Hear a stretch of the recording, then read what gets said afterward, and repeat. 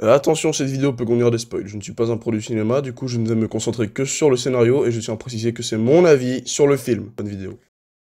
Yo les pirates, bienvenue dans ce nouvel épisode d'ATC. Aujourd'hui on va parler de Django Unchained. Tout commence au Texas en 1858, lorsqu'un esclave, du nom de Django, se fait libérer par un chasseur de primes / dentiste du nom de Schultz, pour qu'il puisse retrouver les frères Brittle. Une fois cela fait, Django ainsi que Schultz ont libéré la femme de Django, qui est elle aussi une esclave, chez un dénommé Monsieur Candy, qui possède beaucoup de terres. Les points positifs. Point numéro 1.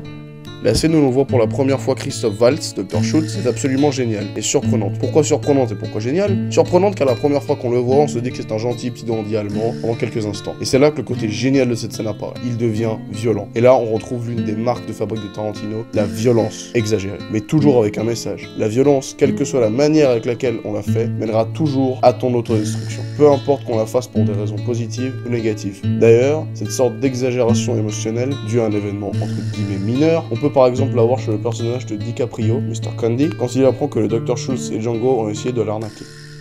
Numéro 2. La scène où Christophe Waltz parle allemand est très intéressante, car ça prouve que Tarantino veut utiliser tout le potentiel de ses acteurs. Point numéro 3. Pour ce point, je sais que je devrais le diviser en deux car ce sont deux scènes différentes, mais bon, après tout, c'est dans le même contexte. La première scène est celle où Django tue deux des frères Brittle, John Brittle et Roger Brittle. Cette scène est intéressante car on sent déjà une grosse évolution de la part de Django. D'ailleurs, on le voit très bien au début quand il y a eu un flashback montrant un Django suppliant qu'ils arrêtent de frapper sa femme à coups de fouet, en leur disant même qu'il ferait le bouffon. Mais à cet instant, il n'est plus l'homme qui supplie, il est devenu l'homme qui fait supplier. Et on le comprend très bien quand il prononce ces deux citations. Une dite par ses anciens gourous et l'autre dite par Django. La deuxième scène est celle de la mort du dernier frère Brittle, Lil Raj. Alors pourquoi j'ai choisi cette scène? Car pour moi, malgré que cette scène soit courte, elle contient tout de même un message énorme qui est: si tu t'enrichis en commettant des atrocités, ces atrocités te feront souffrir un moment ou un autre, voire te tueront. Et ça, je l'ai compris grâce à deux éléments. Le premier est celui où le frère Brittle meurt, car c'était un homme qui commettait des atrocités. Et le deuxième est le coton qui se teint du sang du frère Brittle, ce qui pour moi signifie le fait de s'enrichir par rapport au champ de coton. Point numéro 4.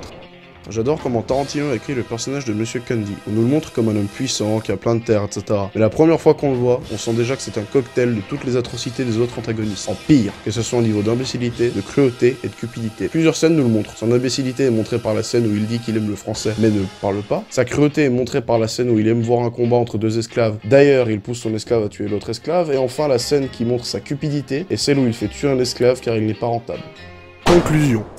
Alors, comme vous l'aurez remarqué, cette vidéo ne contient que des points positifs, tandis que ma première vidéo contenait aussi des points négatifs. Pourquoi? Pour une simple et bonne raison, c'est que je n'ai pas trouvé de points négatifs. Il y en a sûrement, mais j'ai beau chercher et je n'en trouve pas. Probablement parce que je trouve ce film excellent. D'ailleurs, je le trouve tellement excellent qu'on va passer à la note du film. Je lui donne un 10 sur 10 pour la relation entre ses personnages, son développement de personnage et ses gunfights extrêmement stylés. Sur ce, Grippy out. N'hésite pas en com à me dire si tu as trouvé des points négatifs sur Django Unchained et si la vidéo t'a plu. N'hésite pas à lâcher un like, partager la vidéo et abonne-toi.